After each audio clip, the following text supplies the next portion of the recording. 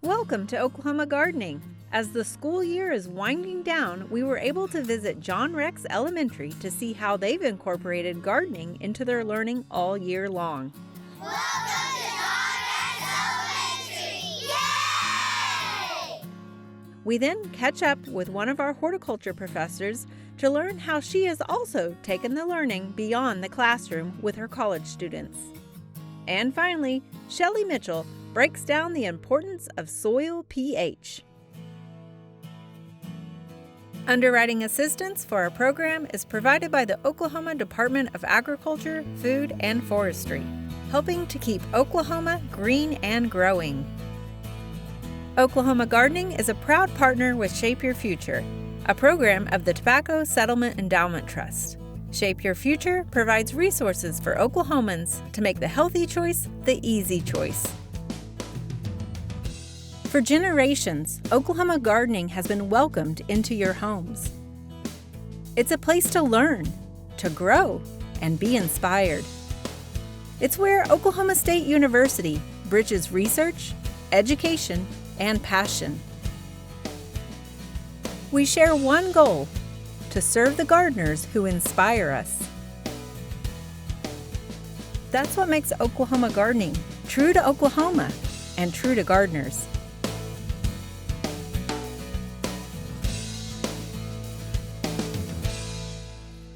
Today we are downtown Oklahoma City at John Rex Elementary, and joining me is Ally Audas, who is the outdoor garden lab instructor. Did I get that right? Yes, correct. So Ally, it is amazing what you guys have done in this space, and just in 2 years you've transformed this? Yes, we have 33 raised beds, so there was a lot of summer work. So how do you organize it amongst all, is it K through 4th grade here? Or? It is K through 3rd grade in this building, but we also see 4th grade. Okay, so how do you organize it and have them each have an experience in here? So I see every class for 45 minutes or so every week. Or every other week. So one week I'll see kindergarten and first mostly, and the next week I'll see second and third. Third does a lot in the garden. I see them every week because they are assigned a bed that they're completely in charge of. So I have them quite a bit. And fourth, they're my heavy lifters. When they come over, I have so many things for them to help me do. So I see everybody in the whole school, 400 plus students, every 2 weeks. The leaves are big. Yep. Okay. Ready? Kind of pokey. Ready? 1, 2. a little straight up. Okay. 1, 2, 3. Yeah, I got one. Lots of carrots and beets and radishes that the little ones plant. And then the older ones do a lot of research on the plants. They're all assigned a vegetable, an herb, a flower, a berry, and they do all the research on that. And they're in charge of these beds, so they have to know exactly what's planted in here. We do square foot gardening and companion plantings. This is not just us as adults working on it. This is what the kids do every day. They work with the worms. They have the beds that they plant the plants and harvest, and that is something that they may not be able to provide at home, certainly couldn't provide elsewhere, and just being able to give them that experience is really what they've been the most thankful for. Every 4 students in 3rd grade has their own bed they're in charge of. And we have it all in a grid system. So we do square foot gardening that way.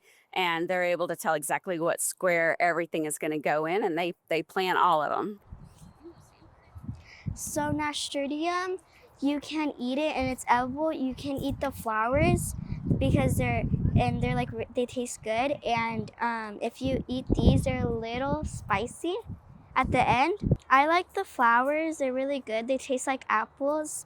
But I don't really like this one because it's like spicy and hot. We have 23 vegetable beds that are the ones that they're in charge of, and then we have 10 pollinator gardens that it's just all the flowers that come from the hydroponics. We can move out there and see what happens. We do a lot of comparing. Anytime we hear that something works, we'll try it and we'll try not and see how those things work. We measure things and weigh things, always science, but our art, one of the things that we did that we've really loved is this students draw flowers and sign it, and then we put it in our laser engraver, and we laser engrave fence panels so that are on acrylic. We also make plant labels out of those drawings. So they've learned everything about those laser engravers and how to work that. So we do a lot of technology. That we do a lot of things with apps and research, and we're designing an app right now, 3rd grade is. So that's been really fun. We did research on different plants we assigned to put it on an app. And since we're learning about cosmos, I'll just go ahead and do cosmos. This is your pests that cosmos want to stay away from. We made this app so like plants stay healthy for people to grow like their vegetables and all of that. And I know you love incorporating technology in Yes. the garden, right? So a lot of times we see that as opposition, but you're all in on and tying that all together. in. So, and I know you've got some stuff up in your classroom. Yeah. Can we go take a look at that? Sure. Okay, great. We're the First Grade Nature Club. The difference between the potatoes and the sweet potatoes is the potatoes you have to when you first have them, you bury them and then you bury them and then they grow and then you bury them until they get this big and then you wait and then the potatoes are under there and you let them sprout. Then you get them up.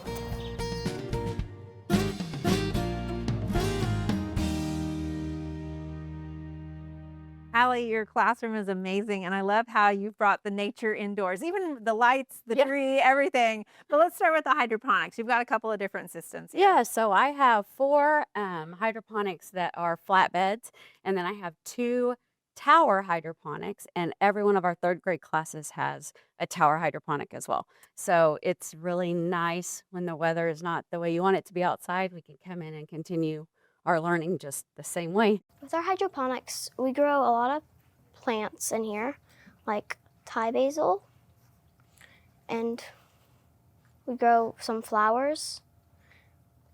We grow the same stuff outside in our greenhouse, and we compare them to see which one does better, and it always ends up to be the hydroponics. Why do you think that is? Because the hydroponics are always the same temperature and there's no bugs that keep them. I like to help in the garden. I've learned a lot about plants and where they're supposed to grow and how they grow. So at first, the little ones are real concerned that there's no soil.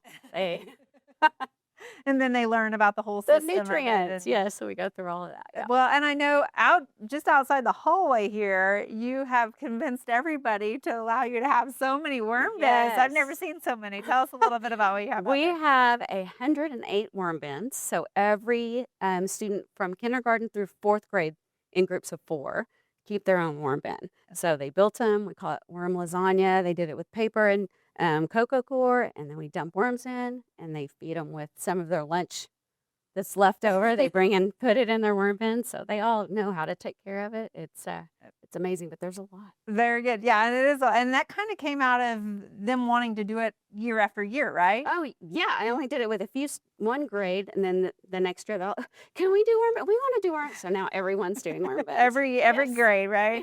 That's fantastic. Well, let's talk a little bit. I mean, just looking around your classroom here, you've got a laser engraver and you've talked about apps. Let's go into that technology a little bit more and how you've incorporated all of that. So our students do a lot of research. So we use a lot of technology doing research. We do some ChatGPT and have it help us lay out some beds, and then the students double check it because they know about their companion gardening and their enemies. So we do a little bit of that on their iPads or on their Chromebooks. They're also building an app, so that's been fun with all of their research. So they've developed an app in 3rd grade, which is amazing, and they're super excited about that. Yeah. But I loved it. I love integrating technology into all the things that we do. Do you find that they're really leaning one way or the other as far as they're still wanting to do tech and not gardening, but they're... Oh, they want to garden, but they love when they have a question, say, Miss Audas, how do we, I'm like, you have a Chromebook. you tell me. So, and they love it. They're like, oh, yes. And they'll look it up. So they have a great time. Kind of like back in the day, they used to tell me, go look in the dictionary, Yes, right? It's now yes. look it up. I don't have to look in the dictionary. It's so much easier. That's fantastic. Well, it seems like you've really created a learning environment here, both indoors and outdoors. And I know there's probably a lot of other teachers out there. They're like, they're a full-time teacher, right? Doing whatever grade or subject matter. Any Yes. advice that you would have for them about how to maybe incorporate a little bit of nature and gardening into the classroom? Well, God bless the classroom teachers. We'll start there. Yeah. And it is, it's a commitment. I would say some of the most important things is to have other teachers so that you have a team of people that are working together towards the same thing. Start really small. I mean, I started my first garden bed because I like salsa. And I thought, oh, I'm going to grow my own. And then here we are. But starting small, having a water source is really important. But when I started, I really didn't know what I was doing. I'm not a huge gardener to start with. I just did a little bit at a time with things that are easy. And, I've come a long way. I have a lot of mistakes, which is, That's that's gardening. part of it. That's part of it. So I did a lot of things wrong and learned from my mistakes. School is difficult because a lot of things that you plant, you harvest in July and you don't have students.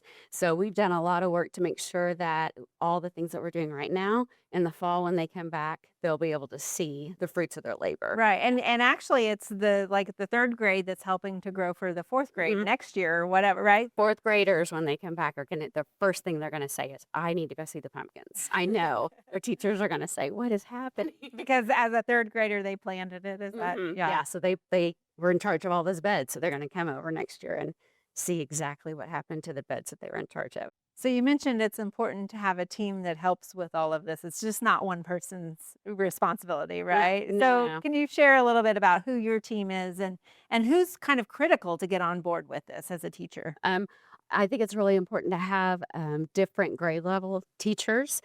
We've had lots of community help. We have volunteer days that we'll have a whole community of people come out and help pull some weeds. But really, most importantly, that we could not do it without it is our leadership. Our principals and our superintendent are on board. They don't say no. I mean, if there's something that sounds crazy, like 108 worm bins, it's wonderful. And they've seen the difference it makes with students and how invested they are in their learning. It's far more than what I could have ever have imagined. It's a level of work and love that I didn't think was going to be required to create something for the kids. But being able to see that the hard work and the effort of not only Miss Audas, but the staff to really be able to bring the kids in and learn not just about the garden, but nature, life cycle, science, math, all that in one space that really brings their academics inside to life outside. They kind of look like twins, except this one's more pink. This one's darker red. This will be here as long as I'm here and for decades after.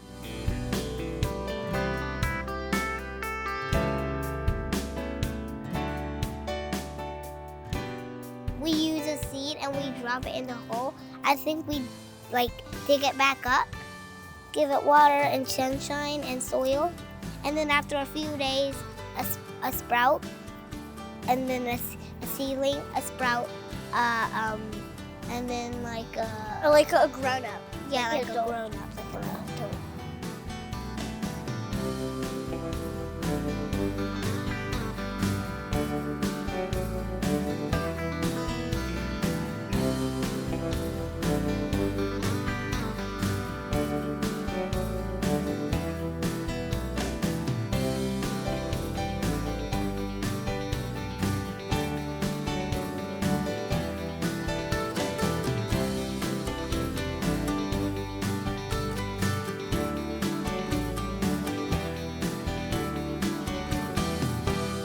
Today we're here at the OSU Student Farm and we're not talking about vegetables. In fact, we are being joined by Dr. JoHannah Biang, who is a new faculty member in the horticulture department. Well, you've been here a year now, I guess, so not quite new, but we've got some fun classes that you're bringing online, and this is part of that as a laboratory. Let's talk about what this space is. Yeah, so I developed a class last semester called Herbal Plant Production. And so this space supports that class so that students can come and learn about herbal plants and their uses. So it's kind of a teaching / research space. Okay. I'm also doing a little bit of research in here at some point on cut flowers, but more for the teaching side of things, I would say. Okay. So yeah, we've got a little bit of a space back there that's not quite developed, but Right. and it's all a work in progress Yes. because this is your first season with Yes, this is the first season. We put the raised beds together last fall, and then we got them filled last fall, and we started planting this spring. this. Okay. And so it's definitely a work in progress. I'm going to probably change some things around that I already am not sure about. Also starting to learn the lighting of the space too. There's some areas that are a little bit more shaded in the afternoon, and some plants might like that better long term. So kind of making a lot of observations this year, and then going to move forward with a couple of changes. And you both have in-ground and raised bed options as Yes, well. Can you yes. talk about maybe kind of what you've chose to put where? Yeah, so initially the idea was to put all the annuals in the raised beds or things that we might want to do like a small scale study on. But the in-ground area wasn't ready for the perennials at that time. And now it's a mix of annuals and perennials. But as we've developed the outer area, the outer beds, that's where I want to put more of the long-term perennial crops or anything that I want to grow in a larger amount that would be in the ground. And then the raised beds would probably be more focused on annuals or even flowers. Okay. And this isn't a new subject matter for you. You came from Georgia. Tell us a little bit about what your background is with this. Yeah, so I came from the University of Georgia, where we also had a student farm called Garden. And part of that farm was a medicinal herb garden, and it was production based. So we were growing herbs to make medicinal teas, salves, lip balms, all kinds of different products that we sold as a fundraiser for the farm. Okay. And Georgia gets hot. It does. It's hot, it's humid, and the soil conditions are a lot different, including the pH. And so I'm learning a lot being here in Oklahoma. We have the wind, we have a lot of sun all the time. We do get humid, but not quite as humid as Georgia, although today is a little different.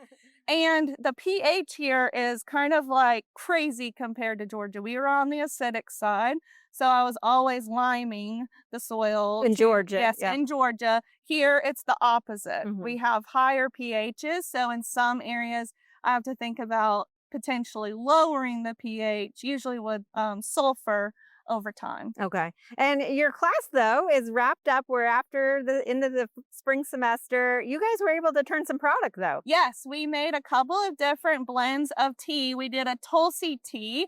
So Tulsi is a type of basil. It's more known in Indian cultures. It's a very sacred type of herb.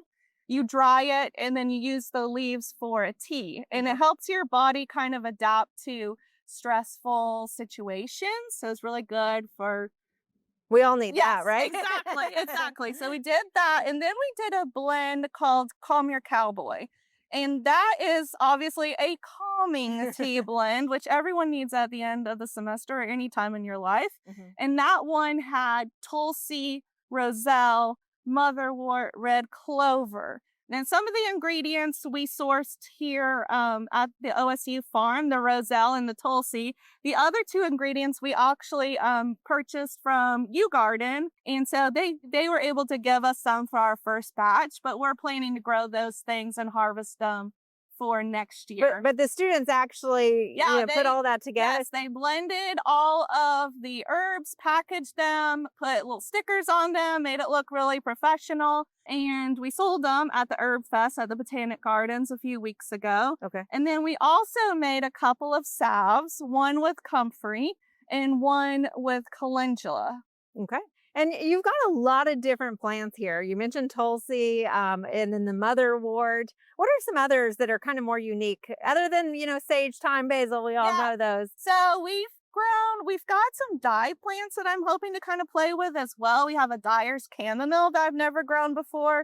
something called madder that's also supposed to be good for dye plants. Roselle is also in our tea blend, and that's a type of hibiscus, Hibiscus sabdorifa. It is tropical, so it's not hardy for us here, but we can grow it. And the part of the plant that you use is the calyx. Okay. So the calyx surrounds the seed pod, and we harvest it after the bloom has fallen and the calyx is swollen. It's about $1/2 quarter size. Clip it, you remove the calyx from the seed head, dry it, and then that's what we use for the tea. And it does create a very red tea. Okay. So if you've ever had red zinger tea, that's one of the main ingredients. Okay. But it's a late blooming plant, right? So you're Yes. kind of experimenting with some Yes. different species of Yes, that? it is. It reacts to short days. So as the days are getting shorter, it tends to bloom more. But then we have issues with frost as days are getting shorter, and it is a tropical plant. Okay. However, we are able to source some from the islands, the Virgin Islands, that are day neutral. So those should, as soon as they hit maturity, they should flower and make the calyx regardless of long or short days. Okay. Well, we look forward to hearing more about that. And you've got a beautiful yellow one behind us, blooming too. Can you tell us about that? That's the calendula, Okay. and that's what we use for a salve. Okay. So once the flower opens, we harvest it and we dry it, and then we combine that with olive oil. We make what's called an infused oil. Then we strain that and add beeswax, and it creates a salve. And that salve is really good for any little cuts or bug bites. We're getting into mosquito season and ant season, so it's really good to have on hand for any of those little bites. Okay, well, these products aren't for sale just yet if you missed the herb festival, but stay tuned because who Yes. knows what next year's Stay class. tuned. We're ramping up. Well, thank you so much for joining us and sharing Thanks. this with us today.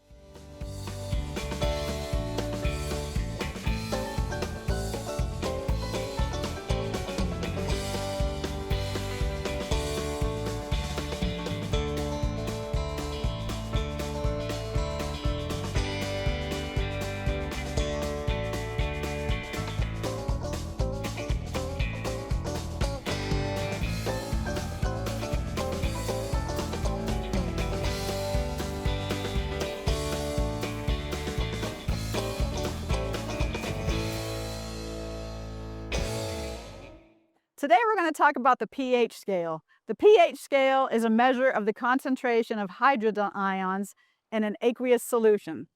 So what is the pH actually referring to? Just like temperature refers to whether something's hot or cold, pH refers to whether something's acidic or basic. So some examples of acidic, and the lower numbers on the pH scale represent more acid things. So examples are like pH 1 is stomach acid. You know how that feels when you have heartburn. Coffee is pH number 5. Neutral is water. And then as you get more basic and less acidic, you get to stuff like milk of magnesia and drain cleaner. This is a logarithmic scale. So this is a factor of 10 between each one. So this is 10 times more acidic than this. So it's logarithmic. So it's not just a simple factor of 1, it's a factor of 10. Why is this important for life? Well, pH affects how things act in the environment, and biological processes usually need to operate within a narrow range of pH. So some examples of pH in the human world is if you get heartburn and your stomach acid, which is a pH 1, is really making you feel bad, you can take a base like milk of magnesia to help neutralize that feeling. If you get stung by a bee or a plant, that pain is acid. So you can neutralize it by using calamine lotion to help neutralize that. So as you can tell, pH influences biology, and it also influences chemistry in the garden.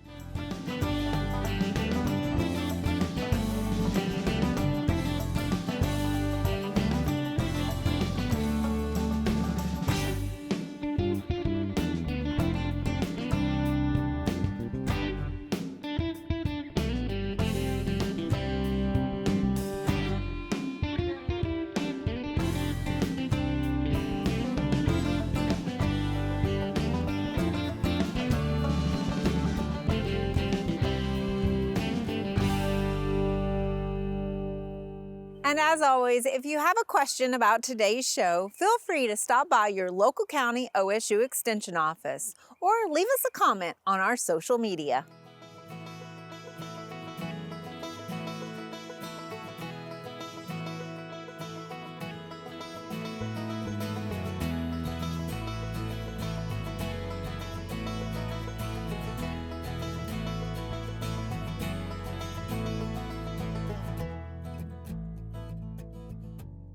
There are many great horticulture activities this time of year.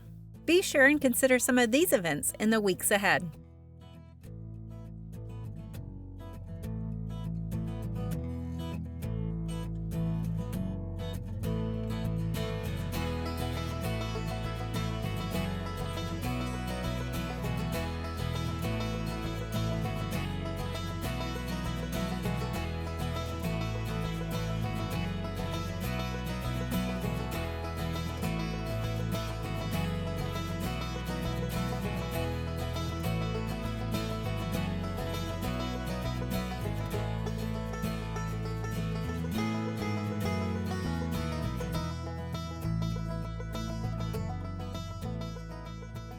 Next week on Oklahoma Gardening, we are going to take a look back at some of the beautiful gardens that were recently featured on the Tulsa Garden Club's annual garden tour. Oh, don't forget your stuff. I wish we could. Thank you, guys.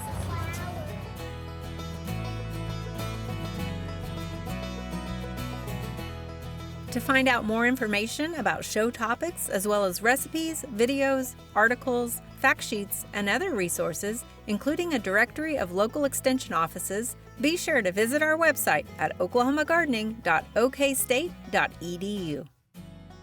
Join in on Facebook and Instagram. You can find this entire show and other recent shows, as well as individual segments, on our Oklahoma Gardening YouTube channel. Tune in to our OK Gardening Classics YouTube channel to watch segments from previous hosts. Oklahoma Gardening is produced by the Oklahoma Cooperative Extension Service as part of the Division of Agricultural Sciences and Natural Resources at Oklahoma State University. The Botanic Garden at OSU is home to our studio garden, and we encourage you to come visit this beautiful Stillwater gem. We would like to thank our generous underwriters, the Oklahoma Department of Agriculture, Food, and Forestry, and Shape Your Future, a program of the Tobacco Settlement Endowment Trust. Additional support is also provided by the Tulsa Garden Club, Greenleaf Nursery and the Garden Debut Plants, the Tulsa Garden Center, the Oklahoma Horticultural Society, and the Tulsa Herb Society.